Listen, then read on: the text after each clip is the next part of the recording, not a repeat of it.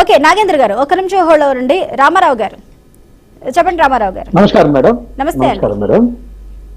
ఇక్కడ మద్యం ధరలకు సంబంధించి క్లియర్గా ఆ యొక్క ఎక్సైజ్ కమిషనర్ నిశాంత్ కుమార్ గారు చెప్పారు. ఏమని 14.5% పెంచామంటారు. మళ్ళీ మాట మార్చి బాటిల్కి 10 రూపాయలు. ఏ బాటిల్ అక్కడ? వాటర్ బాటిలా, హాఫ్ బాటిలా, ఫుల్ బాటిలా, ఇట్లా ఉంటాయి.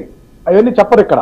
అట్లాగే నాగేంద్ర కుమార్ గారు చెప్పే దాంట్లో కూడా భారము వినియోగదారుడి మీద పడదని చెప్పి చెప్పడం, ఇదంతా కూడా వక్రీకరించడం అనమాట. ఇక్కడ ఎక్సైజ్ పాలసీకి సంబంధించి గతంలో పారదర్శకంగా ప్రభుత్వం ద్వారా నిర్వహించినటువంటి పరిస్థితి జగన్మోహన్ రెడ్డి గారి సర్కార్లో జరిగిందండి. దాన్ని కాదని వీళ్ళు ఈ యొక్క ప్రైవేటు వ్యక్తులకు కట్టబెట్టాలని కాంట్రాక్ట్ ఇచ్చినటువంటి టెండర్ల ప్రక్రియలో మొత్తం కూడా గుత్తేదారులుగా తయారై ఏదైతే అసెంబ్లీ నియోజకవర్గం యూనిట్ గా ఆ యొక్క నియోజకవర్గ శాసనసభ్యుడి ఆధ్వర్యంలో సిండికేట్ అయ్యి షాపులు మొత్తం కూడా తెలుగుదేశం పార్టీ వారు కైవసం చేసుకున్న మాట వాస్తవం.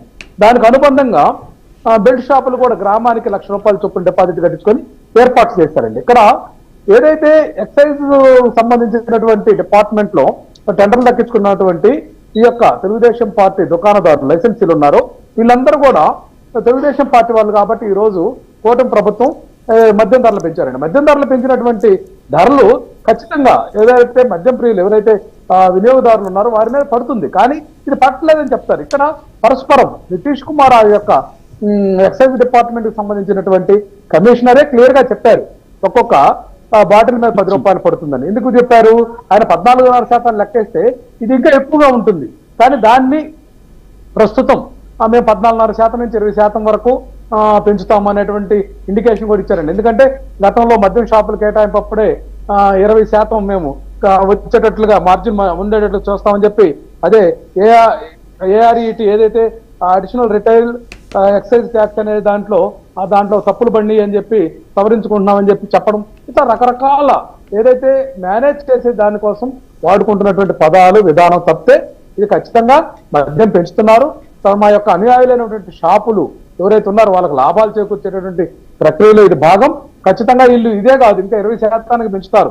ఈ యొక్క రిటైల్ మార్జిన్ పెంచి మరలా ఇంకో దఫా కూడా పెంచేదానికి ఇంకా పెంచేదానికి కూడా అవకాశం ఉందండి. ఎందుకంటే ఇప్పుడు మద్యం షాపులు కేటాయించి 4 నెలలు తిరగకుండానే ధరలు పెంచుతా ఉన్నారు. ఈ ధరలు పెంచుకుంటా పోయి వాళ్ళు ప్రజాధనాన్ని ఏదైతే ఎక్సైజ్ డిపార్ట్మెంట్ ద్వారా ఆ యొక్క షాపుల ద్వారా వాళ్ళ యొక్క పార్టీ అనుకూలమైనటువంటి వ్యాపారులకు లాభం చేకూర్చేటువంటి ప్రక్రియకు శ్రీకారం చుట్టారు తప్పితే ఇది మరొకటి కాదండి.